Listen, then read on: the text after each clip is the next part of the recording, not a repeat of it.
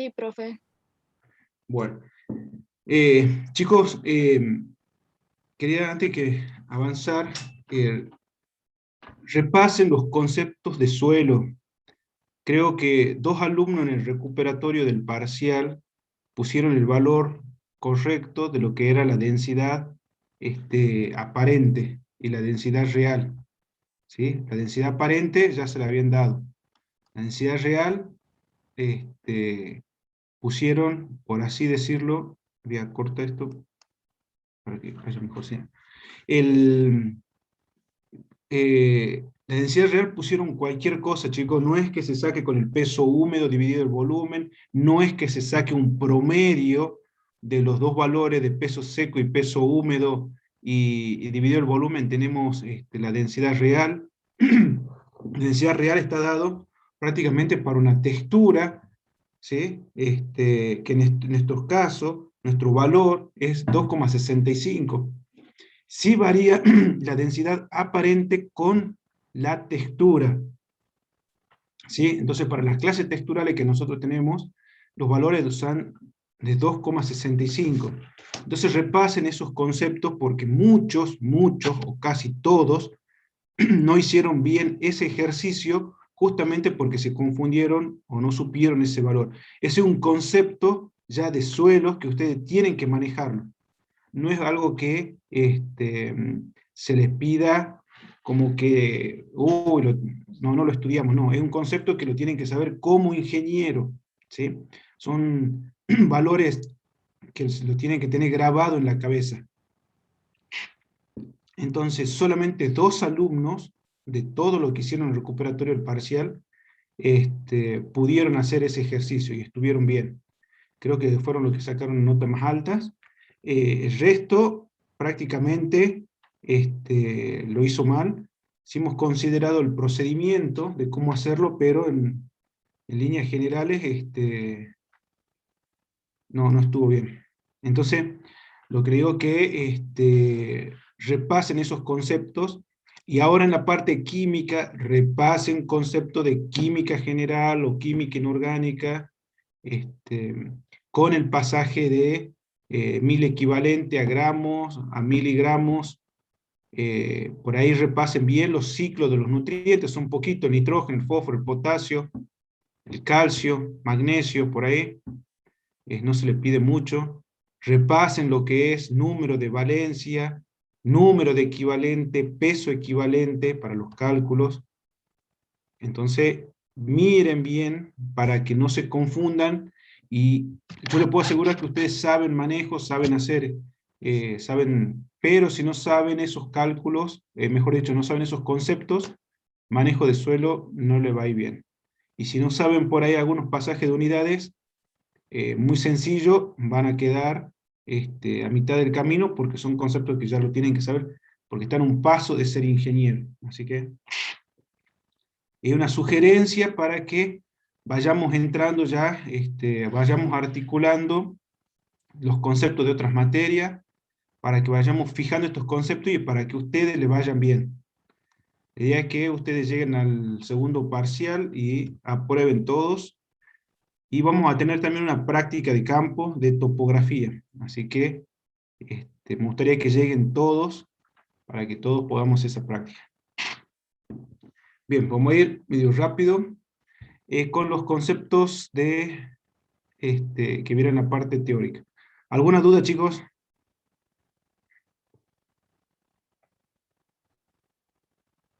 ¿Está todo claro?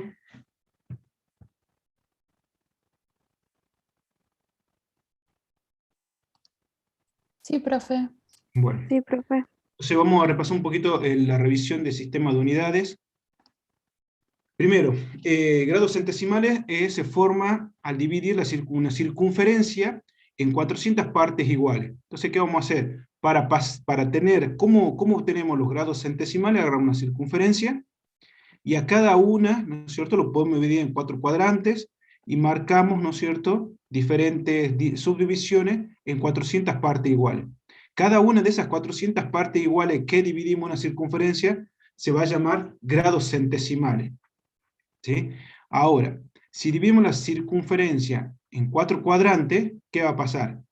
Que si las 400 partes que hemos dividido la circunferencia, cada cuadrante, o sea, ahora lo dividimos en 4 partes a la circunferencia, va a estar compuesta por 100 grados centesimales.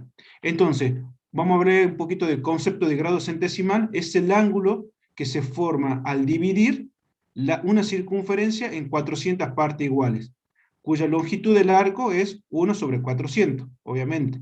¿Se entiende? El arco es lo que tomamos entre los dos puntos sobre la circunferencia.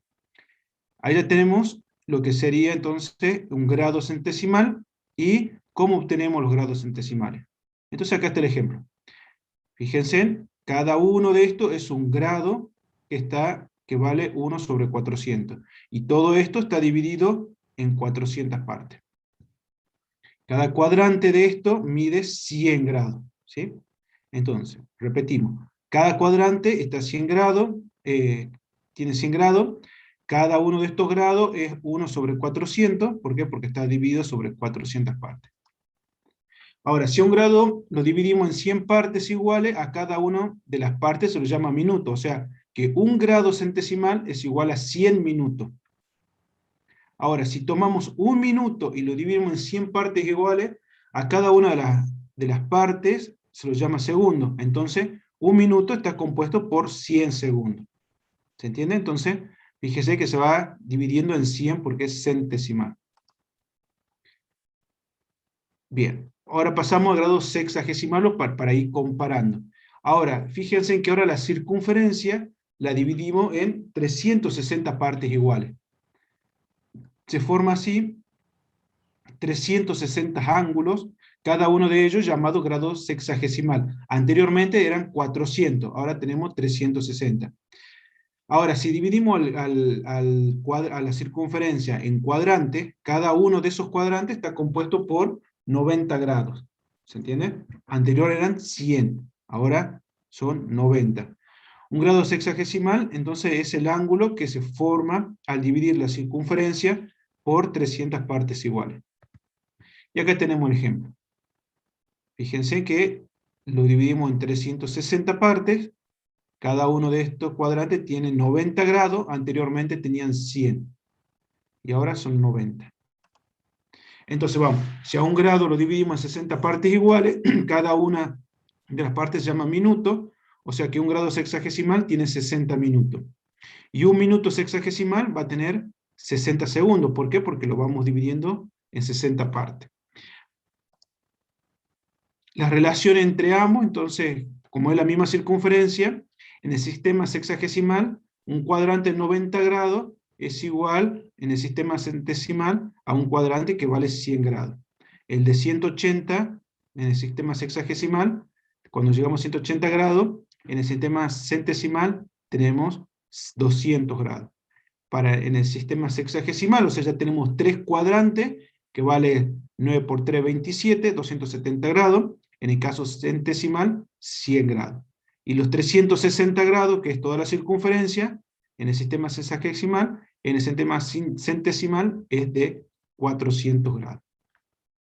¿Por qué es importante esto? Porque seguramente le va a tocar trabajar con algunos equipamientos nuevos en el sistema de mediciones, en donde cuando quieran medir ángulos, es muy probable que esté en un sistema sexagesimal o centesimal. Entonces, la idea de esto es que ustedes tengan este entrenamiento para que cuando sean ingenieros y estén trabajando en alguna empresa o trabajando en alguna minera y tengan que hacer algunas mediciones, tomar algunos ángulos para marcar algo en el campo, cualquier cosa, y ustedes les den un equipamiento, ya es una estación total. Bueno, hoy en día ya viene todo con diferentes aplicaciones ya que le dan todos los valores, pero si tienen equipos que no tienen mucha tecnología, es muy probable que tengan que pasar sistema sexagesimal a centesimal o viceversa.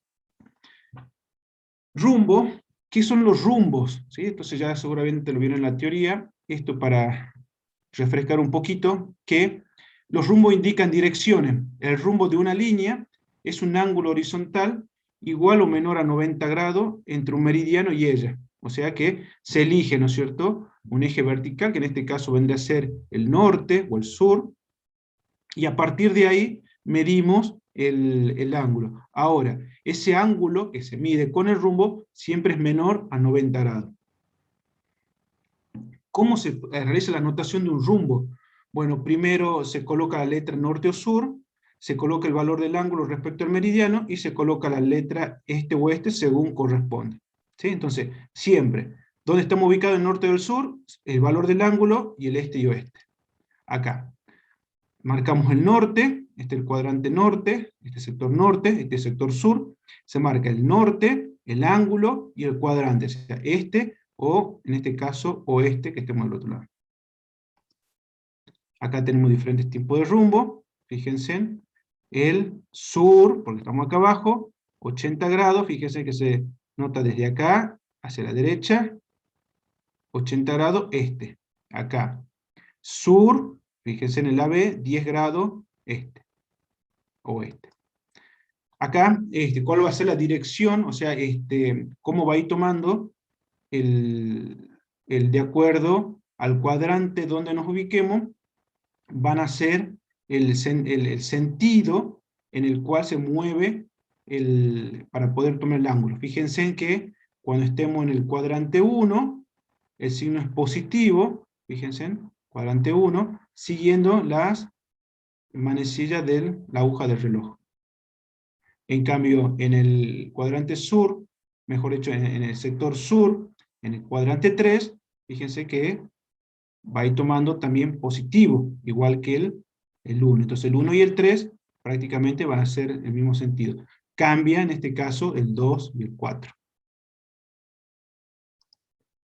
Entonces acá la forma de ir representando el rumbo, por ejemplo en la, marcamos el norte, porque estamos en el sector norte, marcamos el ángulo, ¿sí? Y estamos en el sector este. Bastante sencillo. Esto nos va a servir cuando queramos hacer poligonales y queramos medir diferentes ángulos para trazar diferentes líneas en un polígono. Tenemos que marcar el rumbo. El azimut. El azimut es una recta, también me sirve para medir ángulos. Es una recta. El azimut de una recta es el ángulo horizontal entre dicha recta y el meridiano, ya sea geográfico o magnético. ¿Cómo se produce la notación del azimut? Se mide a partir del norte siguiendo las manecillas del reloj. Su valor va entre 0 y 360 y no se indica el cuadrante en que está. Fíjense. Este es el norte, marcamos 45 grados, fíjense que no se pone ni norte ni el cuadrante, sino que inicia desde el norte y de ahí marcamos el ángulo en el cual está. Este es el azimut. Acá, por ejemplo, el B empezamos del norte, que es 0, 150 grados, y ahí tenemos el B. En el caso del D, fíjense, es de acá, empezamos desde el 0, 340 grados, y llegamos ahí. La comparación entre rumbo y azimut, obviamente que, si bien tiene semejanza y similitudes, podemos ver que los rumbos varían entre 0 y 90 grados, los azimut entre 0 y 360. Acá tenemos que ir marcando los cuadrantes. Para indicar, se indica si es necesaria una letra, que es primero se marca el norte y el sur, luego va el ángulo, y luego va en el cuadrante en que se encuentra, mejor dicho, si está en el sector este o en el sector oeste. Lo azimut no nos indica eso. Directamente comienza desde el norte y se marca el ángulo. Acá, bueno, puede ser verdadero magnético, se mide en sentido de la aguja del reloj o en sentido opuesto según el cuadrante, es lo que le dije recién, ¿sí? Que algunos estaban igual, en este caso el 1 y el 3, y el 2 y el 4 estaban en opuesto, y en este caso se mide siempre en sentido de la aguja del reloj. Se mide respecto al norte y al sur, y por lo general acá se mide respecto al norte. Eso es lo que vimos recién. ¿Se puede convertir el del rumbo y azimut? Sí, podemos convertirlo, existen fórmulas. ¿Por qué? Porque tenemos que saberlo ubicarlo de acuerdo al cuadrante. Fíjense, en el cuadrante 1, el azimut es igual al rumbo, prácticamente, solamente que en este caso el ángulo. Pero hay que tener en cuenta que al rumbo tenemos que marcarlo de acuerdo si el norte o el sur, y si el este o el oeste. En cambio, en el caso del Del azimut no, porque comienza directamente al norte. Lo mismo así para lo que se encuentra en el cuadrante 2, el 3 y el 4. Y acá está el ejemplo.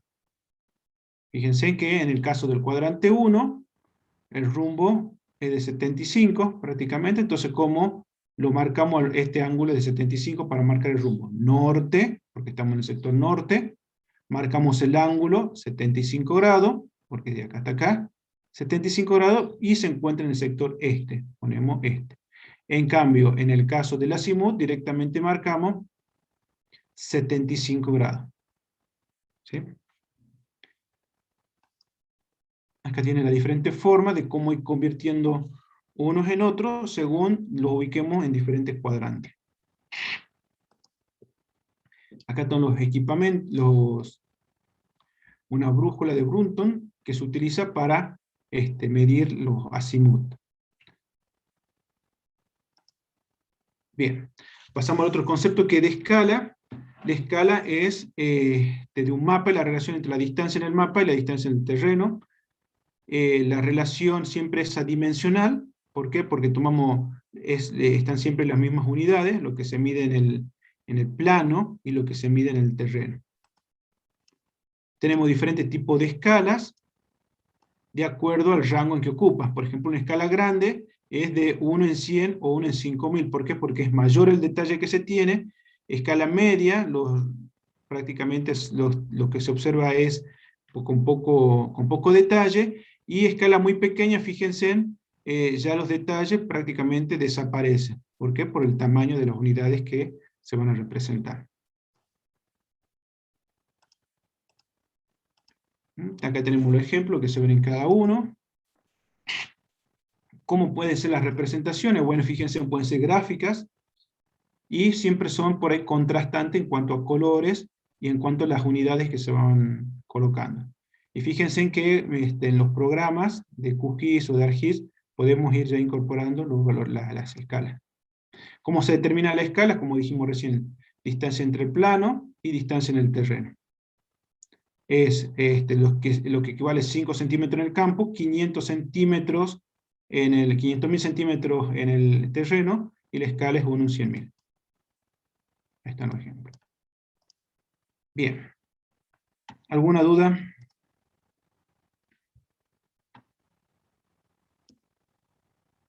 Yo lo que les recomiendo ahora es que tengan a mano, para ir aplicando todos estos conceptos.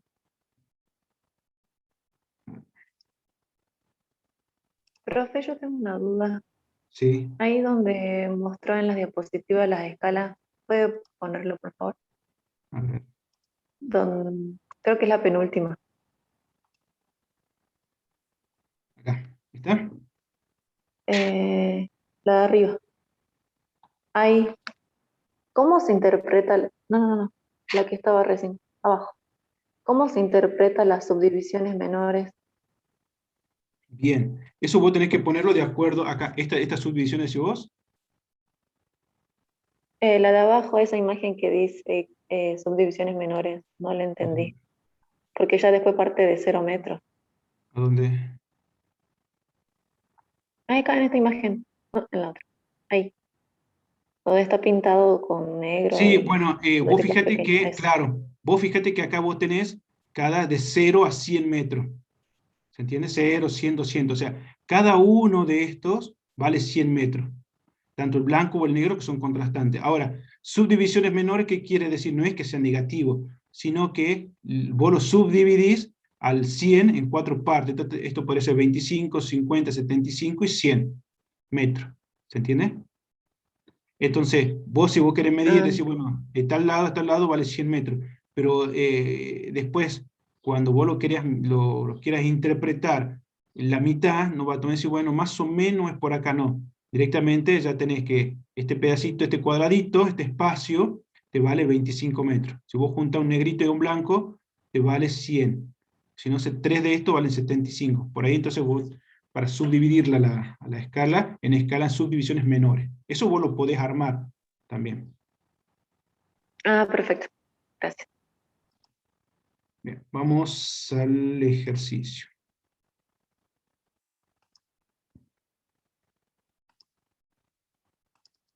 este no es.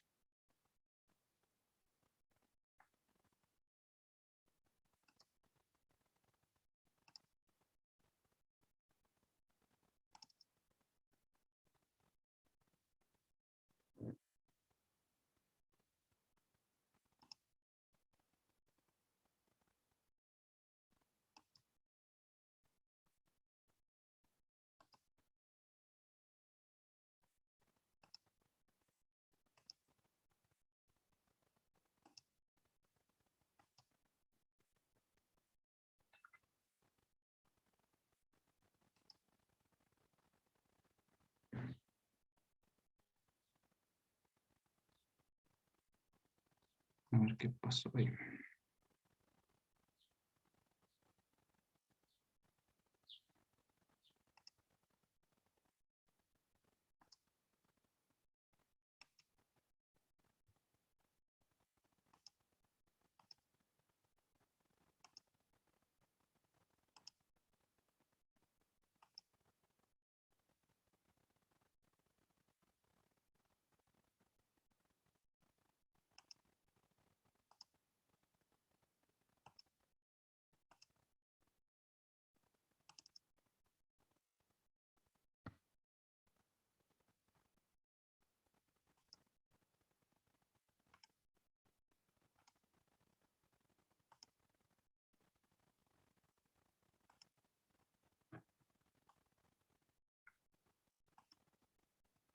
Ahí están, ¿pueden ver la pantalla?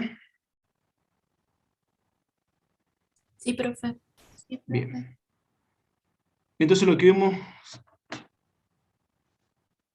en líneas generales, bueno, es lo que vimos que era, entonces grado centesimal, grado sexagesimal, y estas relaciones. Estas tres cuestiones tienen que tener en mente, para poder resolverlo y que sea mucho más fácil hacerlo de práctica.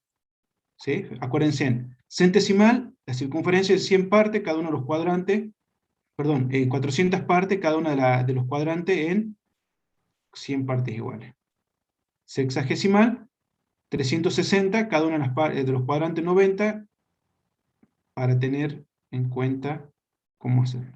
Y estas relaciones, ¿sí? 90 y 100. Bien, el ejercicio 1, ¿qué nos dice? Yo algunos ejercicios los voy a dejar planteados para que ya después ustedes los hagan. Dice, un valor angular expresado en sistema centesimal como 96,22359, tenemos que pasarlo a cuántos grados, minutos y segundos equivalen en el sistema sexagesimal. Entonces, ¿qué tenemos? Y recordamos esto, ¿sí? Nosotros estamos en el sistema centesimal y tenemos que venirnos al sistema sexagesimal. Entonces, ¿cómo hacemos? ¿Cómo lo resolvemos? Vayamos resolviendo y tengan papel y lápiz, calculadora en mano, ¿sí? Para que les lo entiendan. Después hacen la captura de pantalla y copian y pegan y lo guarden y después lo estudian, pero entiéndanlo. ¿Qué hacemos? Que yo sé a 100 grados centesimal, fíjense por esta relación es igual a 90 grados. ¿Por qué? Porque estamos en una relación de cuadrante. Fíjense. Ahora, los 96,2358, todo este valor que nos piden, van a ser X grados, fíjense, sexagesimales. Entonces a mí me da que esos 96 me da 86,612388 grados sexagesimales. ¿Por qué? Porque lo pasé a todo. Bien, entonces, ¿qué es lo que hice? Ya pasé de centesimal a sexagesimal teniendo en cuenta esta relación. ¿Qué es lo que hacemos ahora? Bueno, yo sé que un grado, ¿por qué? Ahora ya puedo trabajar en este sistema que lo conozco o es más familiarizado. Yo sé que un grado es igual a 60 minutos, o es igual a 60 minutos. Ahora, fíjense cómo yo saco de acá los grados. 0,6, acá pongo 0,6121, 0,612388 grados, para pasarlo a minutos, es igual a X. Y acá yo saco 36,7433 minutos. Ahora yo sé que un minuto tiene 60 segundos. Saco de acá 0,7433 y me queda 44,5 segundos. Entonces, para pasar de grado centesimal, esto 96, es igual a 86 grados, sale de acá, 36 minutos, sale de acá, 44,5 segundos. ¿Sí? ¿Por qué? Porque tengo que tener en cuenta esta relación. Paso todo a sistema sexagesimal. Y es más fácil operar con esto. ¿Sí? 1 grado, 60 minutos, tomo esta relación que está acá, este pedacito que está acá, es los 0,61, es lo que ya tengo que pasarlo, y así sucesivamente hasta llegar a los segundos. ¿Alguna duda? Bastante sencillo. Bastante sencillo, pero por ahí se traban en cuánto valen cada uno. Pasamos al ejercicio 2. Acá tenemos que ver rumbos y azimut. Es lo que vimos recién. Y la conversión. Esta es la formulita de conversión de cada uno. ¿Qué dice acá? Que tenemos que convertir azimut los siguientes rumbos. Fíjense que nos dan. Vamos a hacer uno y ustedes van a hacer los otros.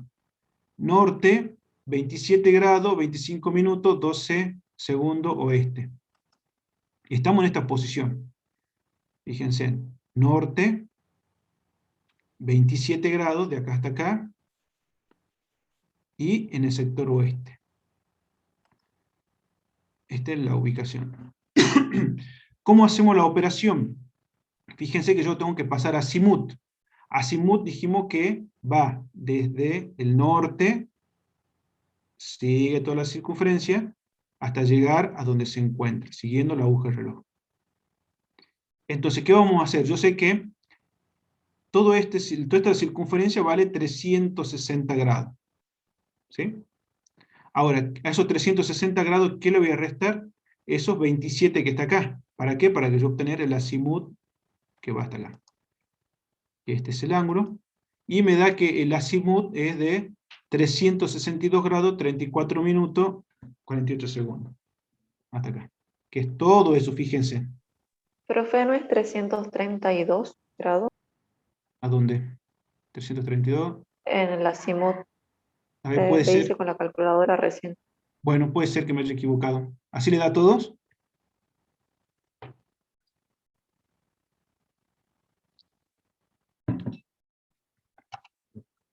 A ver, fíjense, ¿está bien o está mal?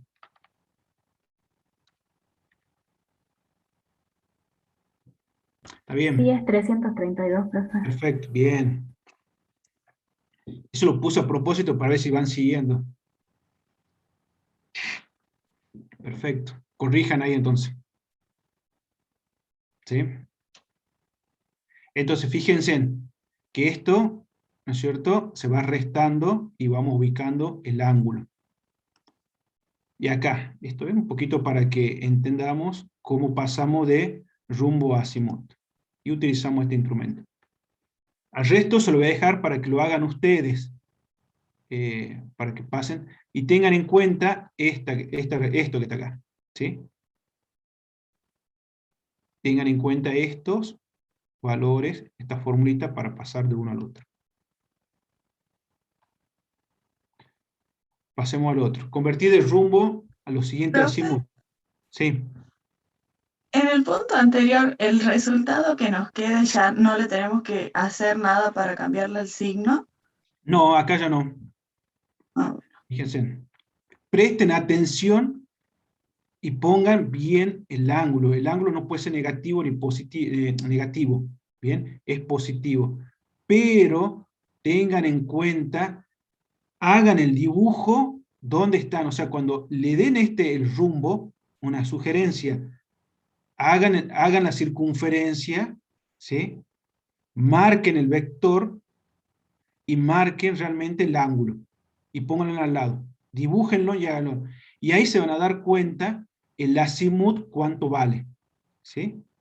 O al revés, si tienen el azimut puesto, le dan, tengan en cuenta en función del cuadrante, si es norte, sur, este, oeste, el ángulo. Muchas veces uno se estudia en forma de memoria las ecuaciones y por él le puede errar. Pasamos al otro también. ¿Sí? En el caso de rumbo y azimut, fíjense,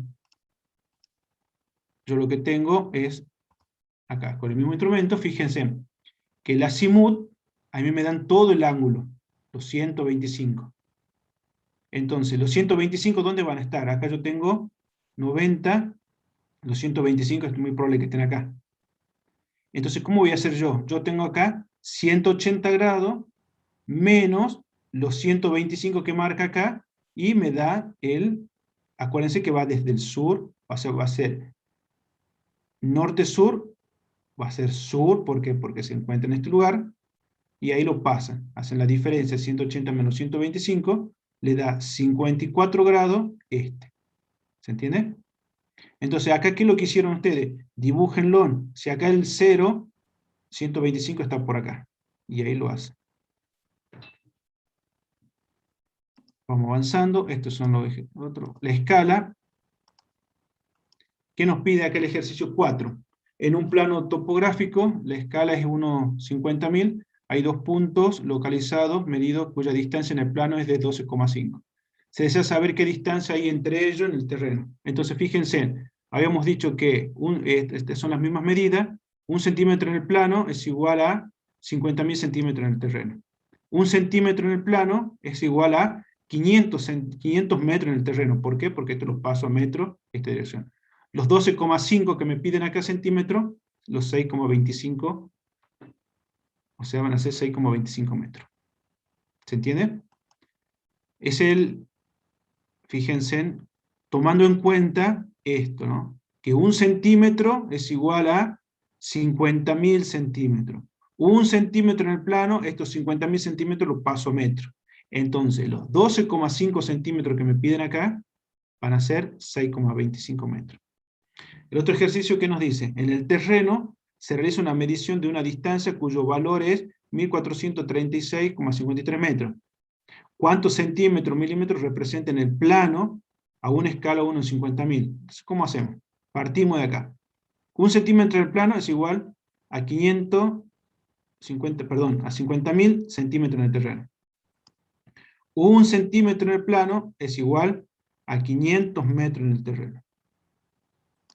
Ahora, fíjense, teniendo en cuenta esto, ¿sí? Y teniendo en cuenta esta relación, yo digo que 500 metros en el terreno es 1 centímetro en el plano. ¿Se entiende o no? Voy manteniendo esta relación, solamente que voy cambiando, ¿no es cierto?, las unidades. O sea, uno está en metro y otro en centímetros. Pero a mí me piden que los 1436 metros que están en el terreno van a ser X. Entonces, van a ser 2,87 centímetros, y si lo paso a milímetros, corro la coma, 28,7 milímetros. ¿Se entiende? Fíjense, entonces, toman en cuenta siempre esta relación. Y de acuerdo a lo que le pidan a ustedes, van poniendo de un lado o del otro. Es una regla de 3 simple. Una regla de 3 simple que tiene que conocer esto que está acá. El ejercicio 6 se desea conocer la escala para dibujar una superficie cuya mayor longitud es de 436 metros en un papel que tiene su lado mayor una longitud de 0,4. Tienen que dibujar un cuadrado. Fíjense, ¿qué tienen que tener en cuenta acá? Esta relación, ¿sí? Medida en el plano sobre medida en el terreno. Eso para calcular la escala. ¿Sí? Tienen que calcular la escala, entonces va a ser, sacando estas relaciones, distancia en el terreno sobre la distancia en el papel. La escala va a ser igual a ¿cuánto? Fíjense que a usted le da 436,12, perdón, como 512, acá está mal, dividido los 0,6 metros. Entonces acá le da la escala, es 1 en 750, aproximadamente. ¿Por qué? Porque le da 728. Y la relación es 1,750. Entonces acá, fíjense que le dan las dimensiones, y ustedes tienen que pasarlo de lo que es en el terreno y lo que está en papel. Fíjense. Eso ténganlo en cuenta. Luego dice, ¿cuántos centímetros, milímetros quedará representado en papel una distancia en el terreno? Bueno, esto es bastante fácil, ¿sí? Fíjense, de 84,56 metros si se utilizan diferentes escalas. Y pasamos por lo mismo. La escala va a ser 1 en 1000. 1 centímetro en el plano es igual a 1000 centímetros en el terreno. 10 metros en el terreno es 1 centímetro en el plano, y ahí lo saca. Los 86 que le piden, X. ¿Alguna duda hasta acá? Profe, yo tengo una duda en el punto 5. No sé si lo pongo ahí. Sí. Acá. Ahí dice que la escala es de 1 en 50.000 metros, ¿verdad? 1 en Un metro. 50.000. Sí. Y cuando dice 1 centímetro en el plano son 50.000 centímetros en el terreno, ¿eso está bien? Porque no había que pasarlo a... O sea, lo tenemos en 50.000 metros, no hay que multiplicarlo. No, no, no. Vos tenés 1 centímetro en el plano. Vos vas a tener 50.000 centímetros en el terreno. ¿Se entiende? Ahora, en 1 centímetro en el plano, vos para que trabajes mejor, es igual a 500 metros, o sea, reducís. Te vas a 500 metros, decímetros, y acá lo pasás. Pero vale, lo que no entiendo es como si ya están en 1 en 50, 1 metro en 50.000 metros, eso dice la escala, ¿verdad? En la pregunta. Bueno, también si querés, ahora vos imagínate, 1 metro en el plano, tenés 50.000 metros en el plano. ¿Está bien? Ahora, pero vos en un plano, 1 centímetro, porque vos tenés en cuenta que a vos te están pidiendo en centímetros. Si no, vos tendrías que pasarlo después todo, si lo pasás a metros, puedes pasarlo a centímetros. Está bien, ya hizo la conversión. ya hice la conversión. Por eso, está bueno tu planteo, porque es verdad, ¿sí? Pero que tenés que tener en cuenta cuando haces el pasaje, para que no te quedes, pues si no va a tener que pasar todo después a centímetros. Entonces acá, vos estableces la relación, acordate que es, en cierta forma, dimensional, pero tiene la misma medida. 1 centímetro en el plano es igual a 50.000 centímetros en el terreno. 1 centímetro en el plano puede ser 100.000 centímetros en el terreno, pero después vos lo tenés, vos decís, bueno, 1 centímetro en el plano, más o menos, para que vos tengas una dimensión, son 500 metros aproximadamente. Entonces ahí vas llevando las unidades. Bien, profe. Bueno, el 6, ya está. El 7, bueno, se lo dejo planteado. Es lo mismo prácticamente. Tienen en cuenta. Es el 8. El 9 es muy parecido al anterior. Y el 10. Acá quería llegar y dejárselos planteado. Fíjense, un terreno mide 48 metros de ancho por 60 metros de largo. Se va a dibujar a escala 1 en 2000. ¿Qué espacio ocupará el dibujo en el papel? Fíjense, yo tengo esto. 48 metros, 60 metros. Ahora, la superficie del terreno, ¿cuánto va a ser? 48 por 60 metros. O sea, yo voy a tener 2.880 metros cuadrados. Eso lo tengo que pasar a centímetros cuadrados. ¿Por qué? Porque lo voy a dibujar en un papel. ¿Sí? Esto que está en el terreno, lo tengo que pasar a centímetros cuadrados. Ese cálculo se lo dejo incógnita para ustedes. Ahora, la escala en que me pide a mí es 1 en 2000. Entonces, yo sé que 1 centímetro en el plano va a ser 2000 centímetros en el terreno. 1 centímetro cuadrado, ahora yo tengo que pasar estos centímetros, porque la superficie está en centímetros cuadrados, a centímetros cuadrados. Entonces, yo sé que 1 centímetro cuadrado, ¿a qué va a ser igual? A 2000 por 2000. O sea, 1 centímetro cuadrado, fíjense, va a equivaler a ¿cuánto? 4 millones, 1, 2, 3, 4 millones de centímetros cuadrados. Entonces, ¿qué es lo que hice yo? ¿A cuánto equivale 1 centímetro cuadrado en el plano? Equivale a 4 millones de centímetros cuadrados. Ahora yo sé que 4 millones de centímetros cuadrados, ¿no es cierto?, en el terreno es 1 centímetro cuadrado en el plano. Este valor de centímetros cuadrados que yo calculé acá, ¿sí?, lo pongo acá, y de ahí saco el valor de X. Y tengo el valor de la superficie que va a tener en el plano. Le pongo, ese valor va a ser igual a 7,2 centímetros cuadrados. A ese valor tienen que llegar. Entonces, ¿qué es lo que sacan? Sacan la superficie en el terreno, la pasan a la superficie en el plano, y ahí sacan el valor. Se lo dejo planteado para resolverlo. ¿Alguna duda? Es muy sencillo. Es muy sencillo.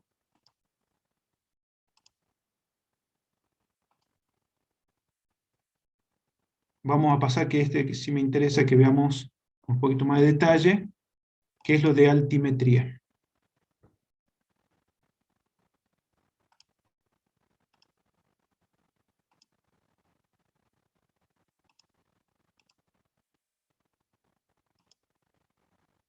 Entonces lo resuelven al práctico, y es muy sencillo, chicos, no se compliquen la existencia, traten de tener en cuenta las relaciones de las unidades.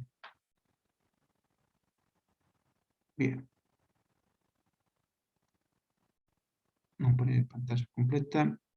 Ahí lo ven de altimetría.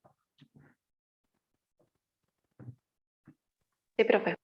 Bueno, vamos a comenzar un repasito general, ¿sí? De la altimetría, el estudio de las distintas elevaciones o alturas entre dos o más puntos mediante una operatoria que es la de nivelación.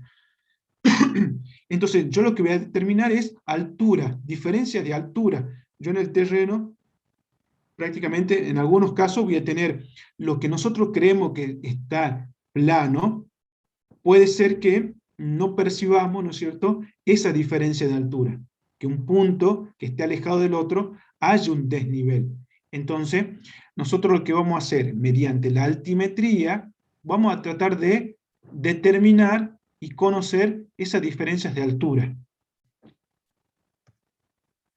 Dentro de las nivelaciones tenemos diferentes tipos, la nivelación geométrica, la trigonométrica y la barométrica. Eso ténganlo en cuenta cuántos son los tipos de nivelación, ¿sí? La geométrica es la determinación de desniveles entre dos o más puntos mediante visuales horizontales a miras verticales.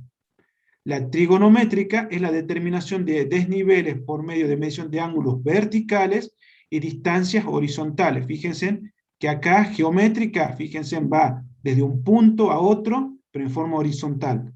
Acá en la trigonométrica tomo ángulos verticales y distancias horizontales, ¿sí? Y la barométrica es la determinación de niveles por diferencia de presión entre ambos puntos. Esos son los tres tipos de nivelación, ¿no es cierto?, que existen. Acá tenemos, ¿no es cierto?, cómo se hacía con nivel de manguera para obtener los desniveles. Acá utilizamos los niveles, el nivel óptico, fíjense, que es el aparato que vamos a utilizar cuando vayamos a hacer la práctica de campo. Está como está compuesto, obviamente tiene un nivel, esto lo vamos a ver, lo vamos a regular, lo vamos a trabajar cuando hagamos la práctica. El nivel de burbuja tiene unos tornillos calantes, de los cuales podemos regularlo al aparato. Tenemos un extremo en donde se coloca el ojo para poder observar, tenemos una línea visual, acá tenemos los lentes, ¿sí? Acá tenemos las plataformas, y acá estaríamos el aparato con sus partes. Entonces acá tenemos que en la base, fíjense que la plataforma, tenemos unos tornillos calantes, lo cual nos permite regularlo y mantenerlo en posición horizontal y a nivel. Acá fíjense, tenemos como vendría a ser un medidor de ángulos, donde tiene una marca, ¿sí?, donde se lo coloca en cero, y a medida que yo giro el aparato, voy determinando el ángulo. Fíjense que tenemos un nivel de burbuja chiquito para posicionar en posición horizontal, que es bien horizontal. Tenemos el ocular, acá me permite acercar o mejorar los enfoques. Acá tenemos el lente. Este espejo de nivel esférico, esto me sirve para poder regular la burbujita y estar controlándolo, que la burbuja siempre esté centrada. No se preocupen con esto, que lo vamos a hacer la práctica, y ya van a ver que es bastante sencillo regular este aparato. Pero bueno, tengan en cuenta las partes que conforman el nivel. Ese nivel, ¿no es cierto?, no va, va solo, van sobre estos trípodes, que estos trípodes donde se los clava en el suelo, y acá arriba en la plataforma se coloca el nivel. Entonces, este aparato, que es el nivel, está compuesto por un trípode y el nivel óptico. Luego tenemos las miras. Las miras son las reglas donde vamos a hacer las lecturas. O sea, nosotros vamos a mirar por acá, por este aparato, y vamos a ver en estas miras topográficas. Fíjense que estas miras topográficas están compuestas por letras, ¿sí? Por lo general el fondo suele ser blanco y de colores contrastantes. Por ejemplo, en este caso, rojo y negro. Fíjense que las graduaciones van de 10 centímetros, de 0,8, 0,9, ¿sí? O sea, cada 10 centímetros. Cada uno de estos cuadraditos mide 1 centímetro. Por ejemplo, yo estoy en los 80 centímetros, 0,8, y voy a tener, fíjense, acá voy a tener 1, 2, 3, 4, 5, 6, 7, 8, 9 y 10. ¿Sí? Entonces, cada uno, esto también lo vamos a ver en la práctica, cada uno de estos, ¿sí? Sepan que va cada 10 centímetros, y cada uno de estos cada 1 centímetro. Y atrás de la regla tiene también un nivel, una burbujita, para que la regla siempre esté en posición vertical. Entonces, estas son las reglas o miras topográficas. Fíjense que tenemos diferentes modelos de miras, y también puede existir una mira de tipo invertida. Fíjense que ustedes la van a ver invertida los números, pero cuando nosotros la veamos en el nivel, tenemos, fíjense en el terreno, lo vamos a ver y podemos ver las diferencias que existen. O sea que va a estar invertida la mira. Pero se hace la lectura en forma correcta, o sea, no es que tengan que transformar nada. ¿Qué es lo que leemos en la lectura, en el nivel? Bueno, si nosotros miramos por el nivel, por el ocular, tenemos 3 líneas. ¿Sí? Tenemos un hilo superior, un hilo medio y un hilo inferior. Fíjense que están marcando, lo vamos a leer, estas 3 lecturas. O sea, ponemos el aparato, miramos, y mediante estos ejes, ¿sí? Que nosotros le vamos a llamar, fíjense, 1, 2, 3, se van a llamar hilos estadimétricos. Acá está. Fíjense, los hilos estadimétricos. Acá tenemos el hilo superior, porque está arriba, el hilo medio y el hilo inferior. Estas crucecitas está dentro del aparato. Entonces nosotros cuando hagamos la lectura, es como si exactamente estaríamos mirando esto. Acá, acá y acá. Entonces colocamos el aparato, miramos la mira y observamos el hilo superior, el medio y el inferior. Acá estamos haciendo la operación de medir, fíjense. ¿Y qué es lo que se tiene que cumplir en el aparato? Que el hilo superior menos el hilo medio tiene que ser igual al hilo medio menos el inferior. Estas reglas se tienen que cumplir. Fíjense que yo puedo determinar, haciendo las lecturas, las distancias entre el aparato y cualquier punto. ¿Cómo obtengo? Mediante una fórmula sencilla, ¿sí? Fíjense, la distancia va a ser hilo superior menos hilo inferior por 100, hilo superior menos medio por 200, o hilo medio menos inferior por 200. Entonces, hilo medio menos inferior por 200, tengo la distancia. O sea, yo puedo determinar la distancia para cada uno de ellos. Bien, pasamos a un concepto que es de cota. Esto ya lo vieron, son las distancias verticales que se miden a partir de una superficie del plano o un plano de referencia arbitrario. Podemos tener diferentes tipos, la absoluta y la relativa. Fíjense que dentro de la nivelación geométrica, ¿no es cierto?, nosotros vamos a determinar cada una de estos valores en alturas, pero estas alturas están medidas a través del aparato. Lo que nosotros vamos a tener que transformar todas esas lecturas en cotas, ¿sí?, para poder determinar esas distancias verticales que van a estar, ¿sí?, referidas a un plano de referencia. Entonces, cuando hagamos nuestra nivelación geométrica, fíjense que vamos a tomar varias lecturas, ¿sí? A esas lecturas nosotros le vamos a transformar después en cota, teniendo en cuenta esto que está más abajo, el nivel de referencia. Ahora, fíjense cuando tenemos diferentes puntos, fíjense acá y acá, que están a diferencia de altura, vamos a decir que existe una diferencia de nivel. ¿Sí? Entonces, diferencia de nivel es una diferencia de altura siempre referida a un plano de referencia. Dentro de los tipos de nivelaciones, la geométrica, nosotros habíamos visto que teníamos la nivelación simple. Entonces ponemos el aparato y hacemos dos lecturas. Lectura atrás, lectura adelante, y hacemos la observación. Acá tenemos, fíjense, una nivelación simple.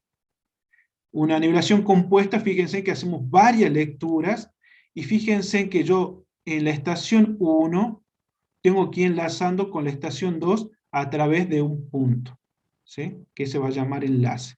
Es la forma que yo tengo que ir enlazando cada uno de los valores. Esa es la nivelación compuesta. Fíjense que voy haciendo varias lecturas. Acá tenemos otro ejemplo de lectura atrás, lectura adelante, y cómo voy haciendo las lecturas. ¿Sí? Lectura adelante, lectura intermedia, lecturas intermedias y lectura adelante. Bien, otro concepto que vamos a ver es el de curva de nivel. Una curva de nivel es una línea que une puntos que se ubican a igual altura, ya sea por encima o por debajo de algún plano de referencia. Fíjense que estableciendo las curvas que unen diferentes puntos que tienen la misma altura, es una representación del terreno.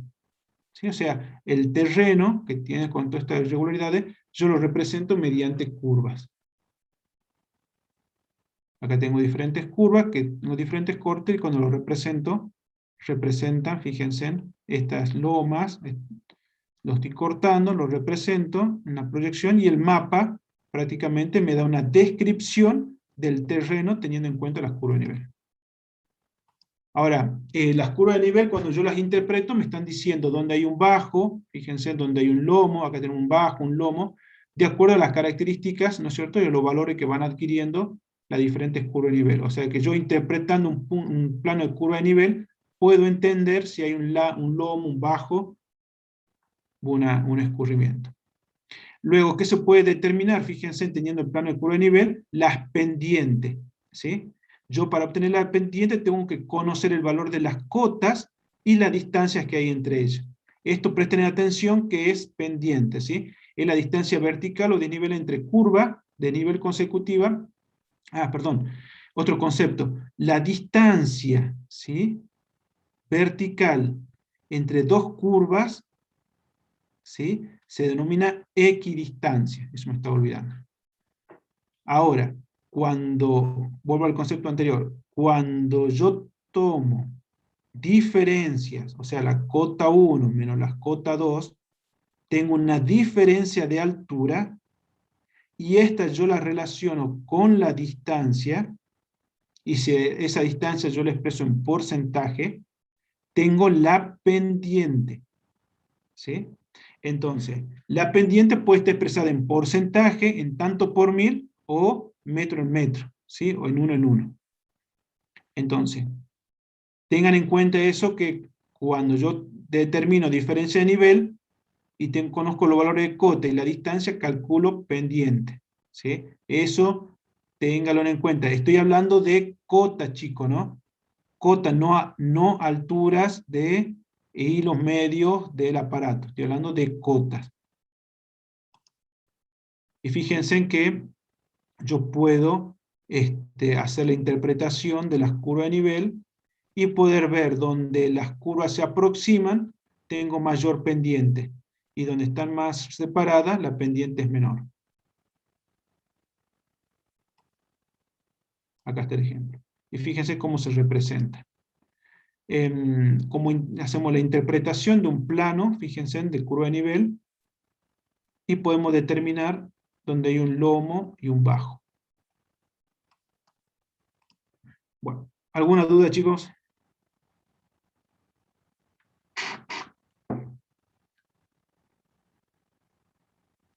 Bien. Ahora sí le voy a pedir que tengan también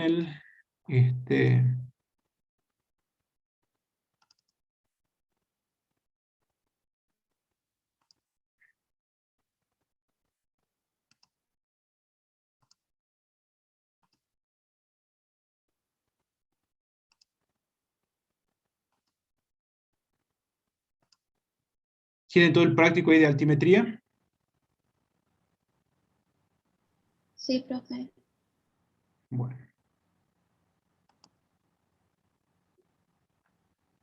Bien, repasamos entonces. Hilo superior menos hilo medio tiene que ser igual a hilo medio menos hilo inferior. ¿Sí? Acá yo hago las lecturas. ¿Sí? Y las miro sobre esta mira. Y a partir de acá puedo determinar la distancia, conociendo lo hilo superior, hilo medio y lo hilo inferior. ¿Cómo? Aplicando esta fórmula. ¿Sí? Entonces, para resolver la primera parte, ¿qué es lo que hago? Tengo una mira, tengo el aparato. Sobre la mira determino hilo superior, que es como estaría leyendo, que es la partecita de arriba. Hilo medio, la parte del medio. Hilo inferior, la parte de abajo. ¿Qué se tiene que cumplir? Que el hilo superior menos el hilo medio tiene que ser igual al hilo medio menos el hilo inferior.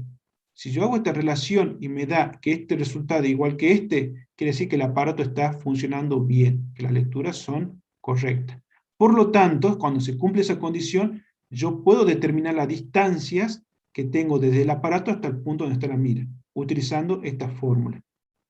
Si esto me da mal, la lectura, las distancias están mal. Entonces, ¿cómo hacemos? Dice, dada la siguiente lectura, determine la distancia y las unidades en las que están expresadas las lecturas. Entonces a mí me dan, fíjense, una serie de lecturas, acá, de hilo superior, hilo inferior e hilo medio. Yo tengo que determinar la distancia, pero para determinar la distancia, yo tengo que saber primero si se cumple esta condición. Si cumple esta condición, ¿qué quiere decir? Que el aparato funciona bien, por lo tanto la distancia que yo estime con esto van a estar bien. Entonces en el primer caso, ¿qué es lo que hago?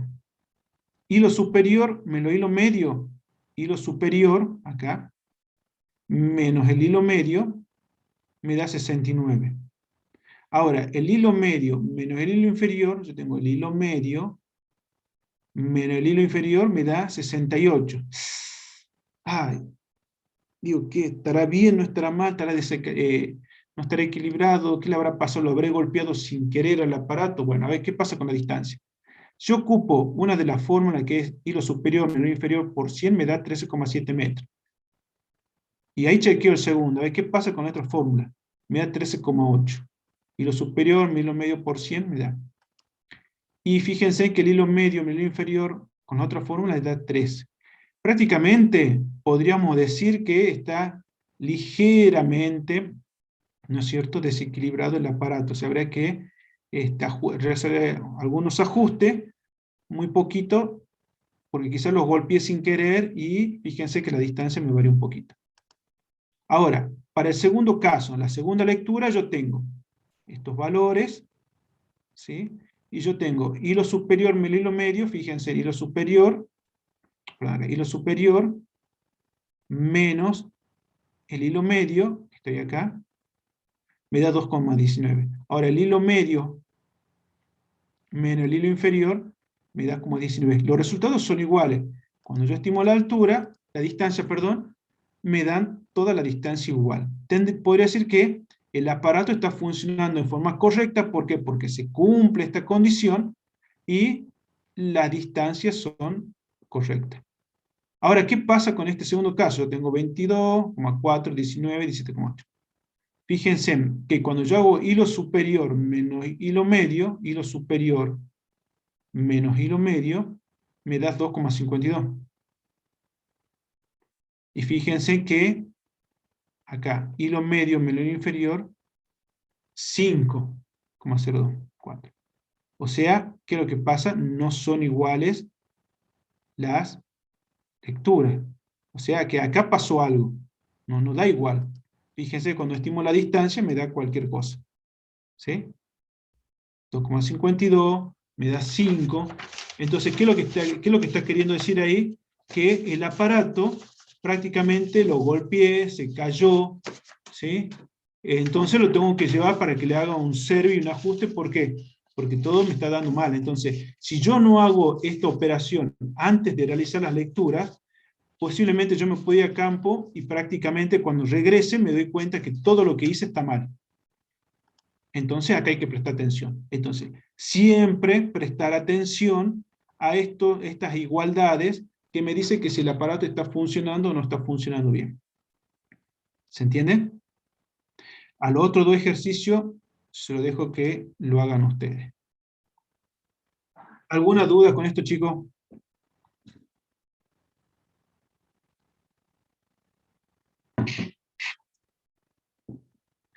Profe, Entonces, sí. las fórmulas están bien. Me acuerdo que algunas eran por 200, si no me equivoco, en el cuadrante de distancia. A ver, puede ser que yo cuando haya terminado, acá tenés razón, 1 por 200, sí. Ah, ok. Ahí Ok. fíjate, capaz que yo le erré ahí alguna. Ah, Acá. bueno. Bueno. Sí, sí, por eso me, Fíjense. me confundía. Sí, sí. Bien, bien, buena observación, gracias.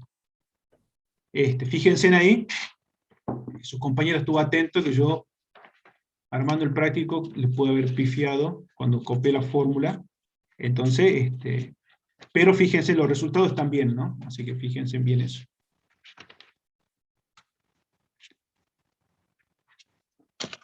Vuelvo a reiterar esto. Esta igualdad se tiene que cumplir. Estas fórmulas se tienen que cumplir. ¿Sí? Para calcular. Si yo sé que el aparato mide bien y se cumple esta igualdad, estos resultados de acá, fíjense, me van a dar buena estimación de la distancia.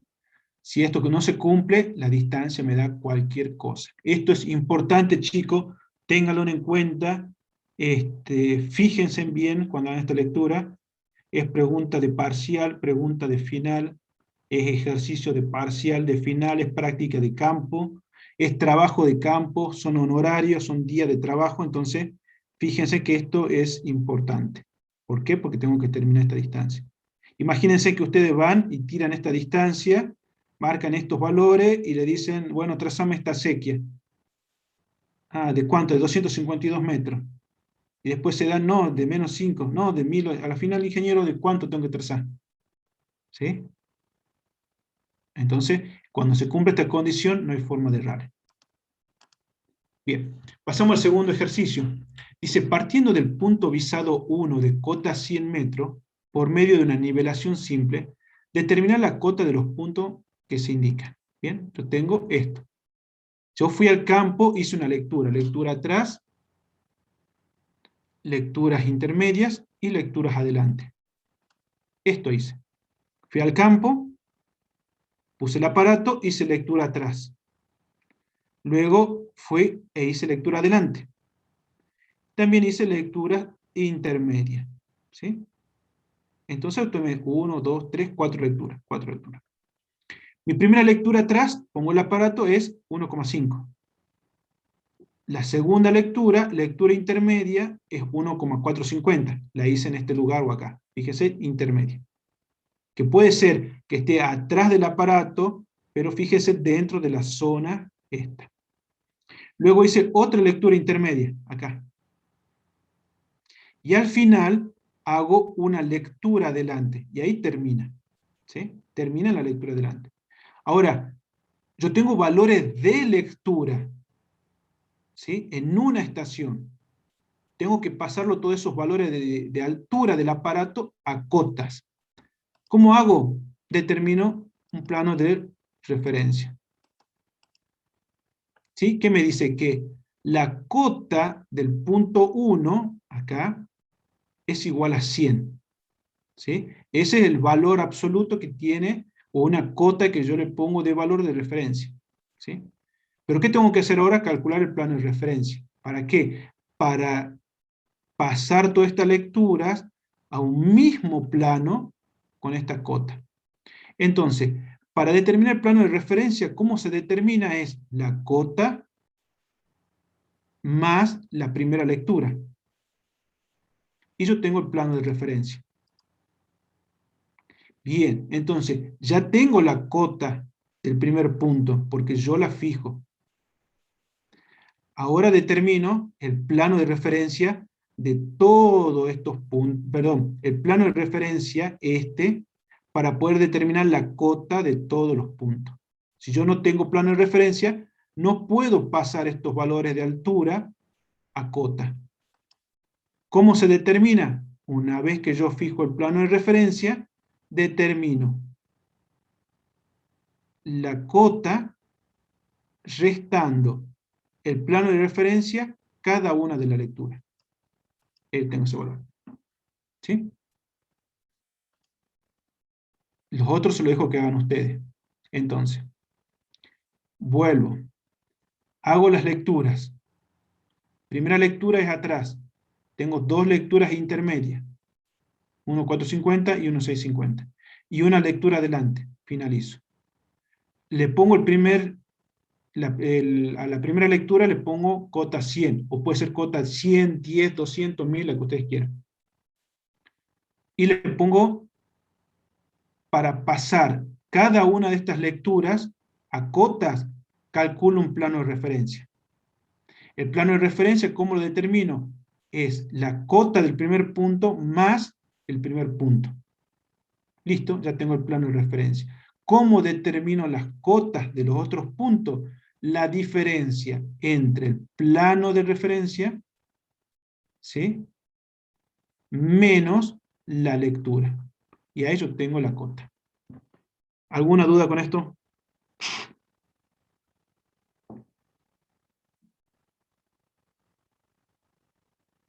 ¿Quedó claro? Entonces, para el tercer punto sería 101,5 menos 1,650. Claro. Y ahí yo tengo el valor de cota. A ver si lo tengo a mano.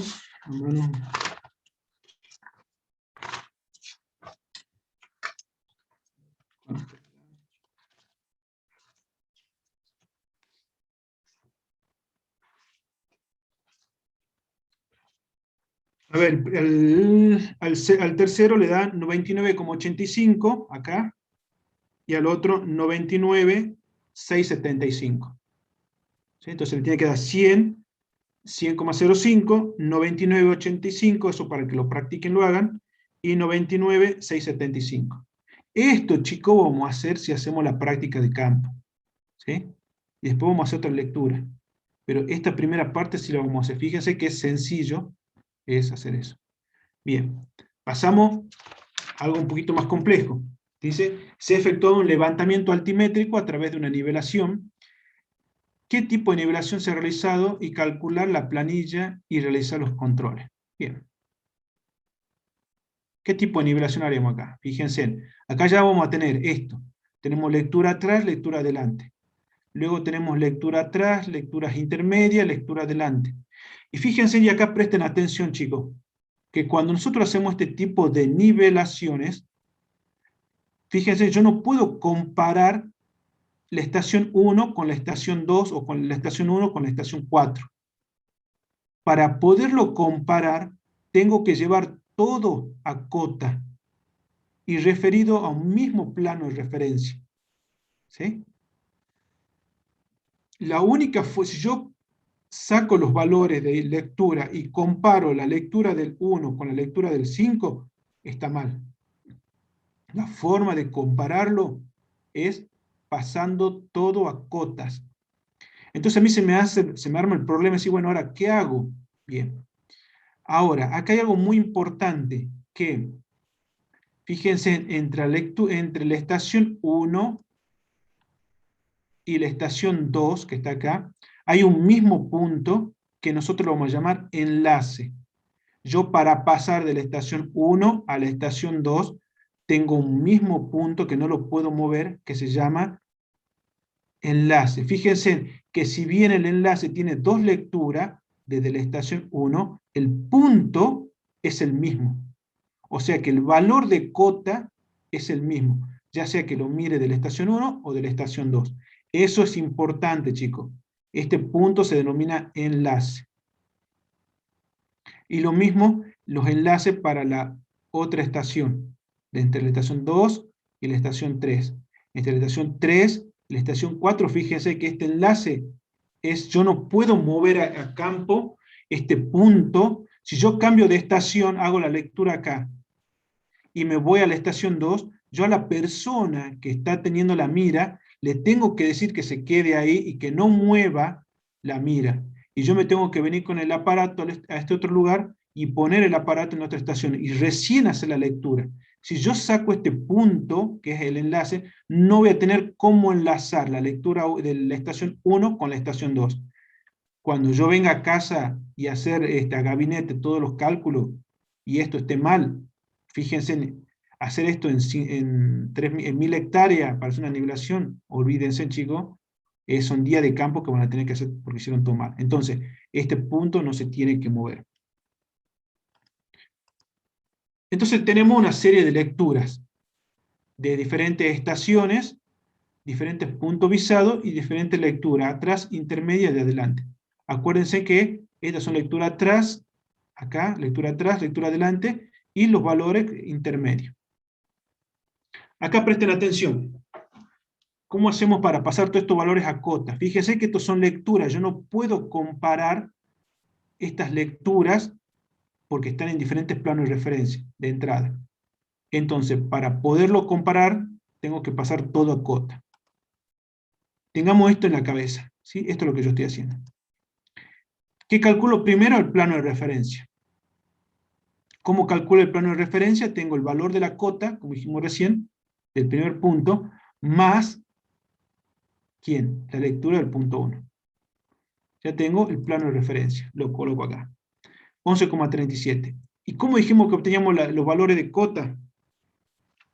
¿Cómo se obtenían los valores de las cotas? Restando el plano de referencia menos las lecturas. Perfecto. Bien. ¿Quién dijo eso? Durán. Bien, Durán. Perfecto. ¿Sí? Entonces, sacamos el plano de referencia menos la lectura y tenemos el valor de cota. Para el segundo punto, hacemos lo mismo. El plano de referencia, fíjense, y miren acá. Yo hice mi primera lectura atrás, hice una lectura intermedia y termino, fíjense, con la lectura adelante. Termino acá, en este puntito, fíjense. Ahora, yo a esta persona le digo, no te muevas, quédate ahí. Yo me voy con el aparato al otro lado y sobre el mismo punto, fíjense, hago la lectura hacia atrás. ¿Sí? ¿Ve? Miren, yo me voy para el otro lado, pongo la estación, no se mueve esta persona y hago el enlace. Por eso yo pongo este mismo valor, ¿no es cierto?, de lectura atrás. ¿Sí? Porque son el mismo punto. Pero ¿qué pasa? Acá ya empiezo con otra estación, entonces ¿qué tengo que calcular? El plano de referencia. ¿Cómo calculo el plano de referencia? Fíjense, el plano de referencia anterior más la lectura atrás menos la lectura adelante. ¿Sí? La lectura adelante vendría a ser la del último, la lectura adelante de la estación anterior. ¿Sí? Yo hago la lectura atrás de la primera lectura que yo leí. Y obtengo el plano de referencia. Entonces, ¿cómo obtengo las cotas del otro punto? Por diferencia. Resto el valor del plano de referencia menos la lectura. Y tengo el valor de cota. Para este también. Ahora, ¿qué pasa acá? Acá vuelvo a cambiar de estación. Tengo que calcular de nuevo el plano de referencia. ¿Cómo calculo el plano de referencia? El plano de referencia nuevo, fíjense que yo voy enlazando todos los planos de referencia para referirlo todo a un solo punto, al plano de referencia. Entonces tengo el plano de referencia anterior más la lectura anterior, o sea, la primera lectura atrás que yo hago, menos la última lectura que vendría a ser la lectura adelante de la estación anterior. ¿Sí? Y ahí yo tengo el plano de referencia. Entonces, calculo el plano de referencia para la otra estación 3. Calculo la cota. Acá tengo otro punto, fíjense, otro enlace. Calculo el nuevo plano de referencia. Calculo la cota de uno, la cota del otro. Cambio de estación.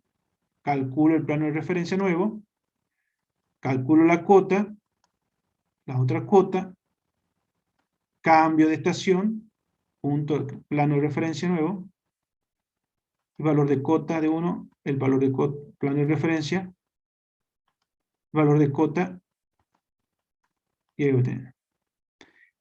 ¿Qué es lo que tienen que tener en cuenta acá, chicos? Y esto es importante. no se mareen con los cálculos, ¿sí? Es muy sencillo, más sencillo de lo que ustedes creen.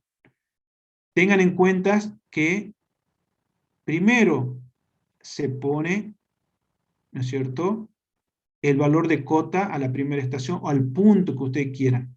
En este caso le pusimos la cota al primer punto.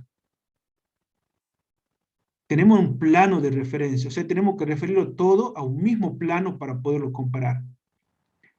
¿Cómo calcula el plano de referencia? Bueno, en este caso para la primera es sumándole la primera lectura.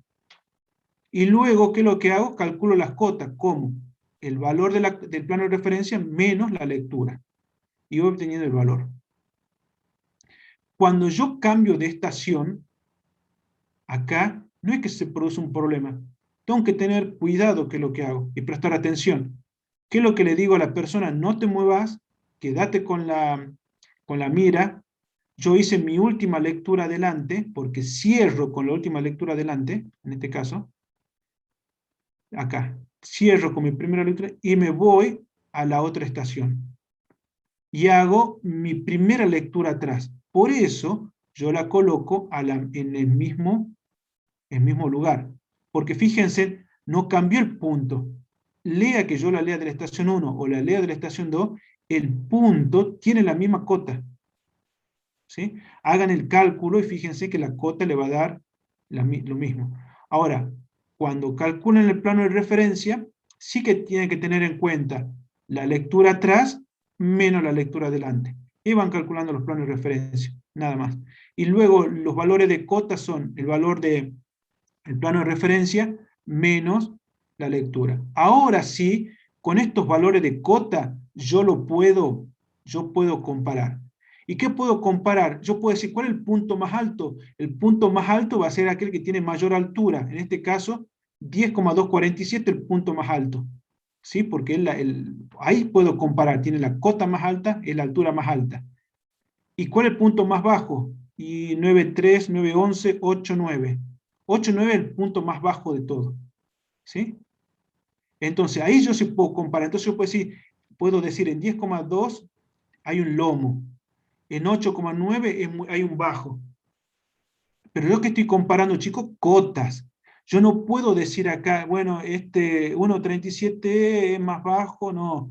1,8 es más alto, 1,9 es más alto, entonces este es un lomo, y este más bajo acá, 1,37. Fíjense que si yo digo acá que 1,9, que es el valor más alto, y el más bajo es 1,02, fíjense, yo estoy diciendo, miren, si yo digo que este es un bajo, es el lugar más alto. Entonces, yo no puedo comparar las lecturas, tengo que pasar todos a cota.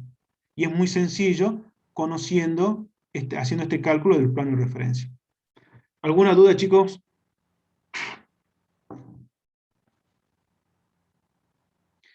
Ahí hagan en captura de pantalla si quieren, para que hagan el ejercicio.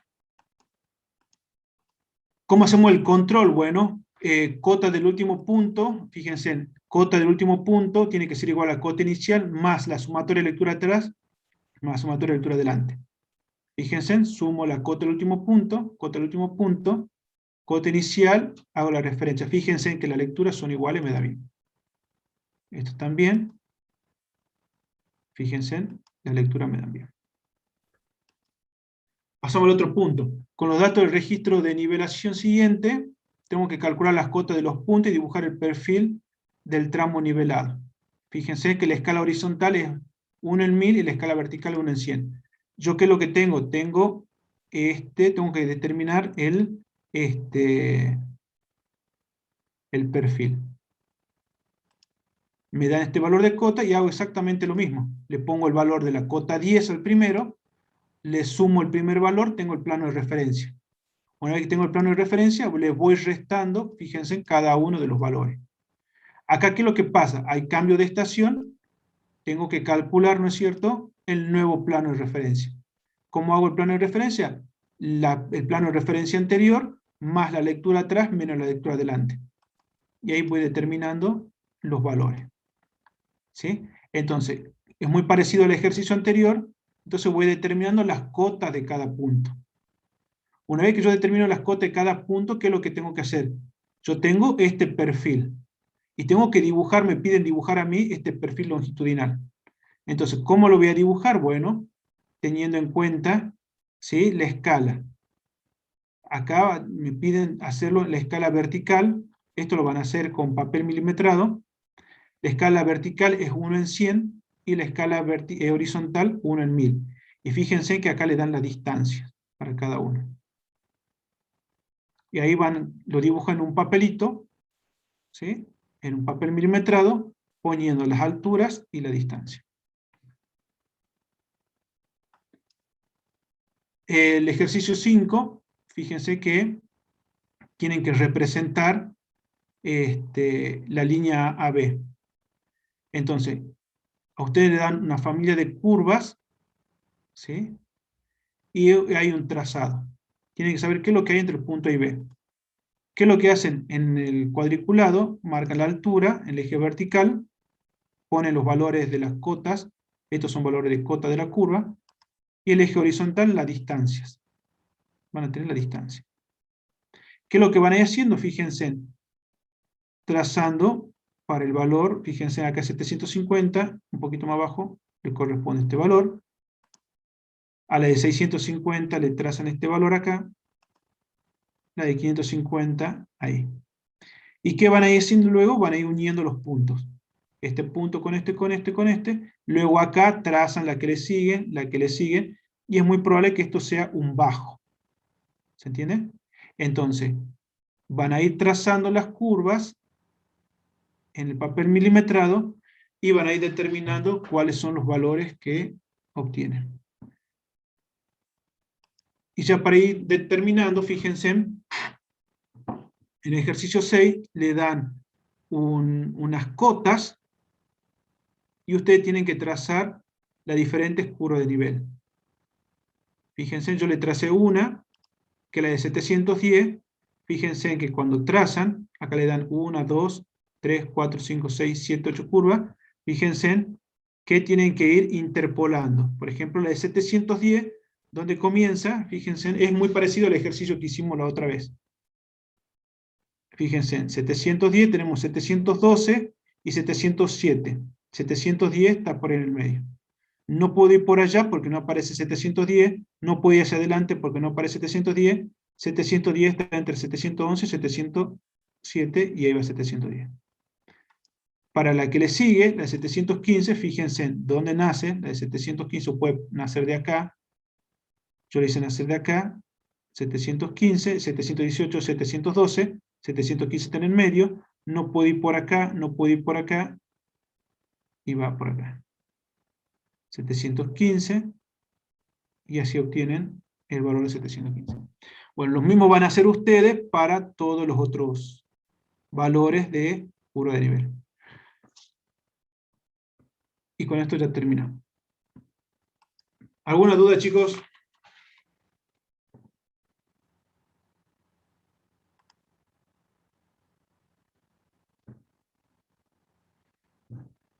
Yo sé que fue mucho, pero me gustaría que traten de hacerlos prácticos y lo veamos en la clase de consulta.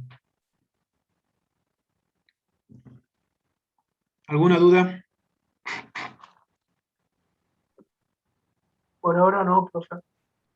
Mañana a las 11:30, ¿verdad? Mañana a las 11, 11:30 la consulta. Ahora a las 10:40 tienen el cuestionario. A ver, traten de ir haciéndolo paso a paso a lo que fuimos realizando. Yo sé que por ahí cuesta de forma virtual explicarle el procedimiento de hacer el cálculo, a veces más personalizado haciendo en pizarrón. Yo les sugiero que inténtenlo hacer, no es difícil, es más sencillo de lo que ustedes creen, y trátenlo de hacer. Y mañana los vemos en la clase de consulta en función de las dudas que le haya generado. Bueno. Profe, ¿Algo más? Sí. profe, yo entré un poquito tarde, no llega a decir presente cuando me nombró. ¿Vos sos Cruz? Bueno, Gastón. Gastón, sí. Bueno.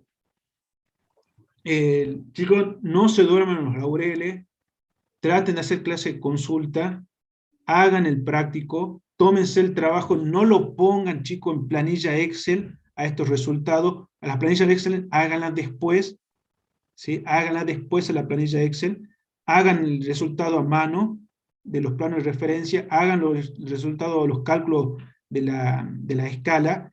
Una vez que ya lo entiendan, recién háganlo en un Excel si quieren. Si quieren. Mi sugerencia es hacerlo en papel. ¿Por qué? Porque cuando vayan a campo, ustedes van a tener una libreta y un papel, una libreta y una lapicera, y ahí van a hacer cálculo en la calculadora. Le digo porque yo lo hice un montón de veces, tanto en Excel como en campo, y le puedo asegurar que no hay nada más seguro que hacerle una libreta a campo y estar certero de lo que están haciendo. ¿Sí? Entonces, háganlo. Bueno, chicos, los dejo para el cuestionario. Nos vemos mañana, aquellos que quieran hacer consulta. Profe, Chao, una profe. pregunta. ¿TP se lo puede entregar en papel entonces, mandando fotos solamente? Sí, háganlo en papel y después lo manden en fotos si quieren hacerlo así. Ah, bien, profe. Chao, Sí. profe. Pero póngalo en Word, cosa que yo lo pueda corregir. Si lo ponen en PDF, se me complica hacer la observación. ¿Quién entró? Herrera, más tarde. Bueno, Herrera. Profe, yo quisiera hacerle una consulta. Sí. En mi grupo, la chica que entregaba el TP quedó libre y Ajá, no sé sí. cómo nosotros podemos entregarlo. Bueno, entrégala, son varios del grupo, me los manda cualquiera. ¿Por email? No cierto que, bueno, ya le voy a No. habilitar a las 11, hasta las 11:15, para que suban los prácticos que quedan pendientes. Nada más. No es por este siguiente, profe, el anterior sí lo habíamos enviado. Bueno, me lo mandan directamente con el correo de cualquiera de ustedes, los mandan. Ah, bueno, Profe, ¿va a muchísimas habilitar gracias. entonces de nuevo de 11 a 11:15? Vamos, sí, de 11 a 11:15 Ah, le habilito para que suban. listo. Nos vemos, chicos. Profe, y Chao, en mi caso profe. lo mismo, la chica que subía también quedó libre. ¿Se me Bueno, manda el correo sí. al próximo? No, lo mandan directamente a la plataforma. Lo suben ustedes. Ah, bueno, listo, profe, gracias. Chau, chau.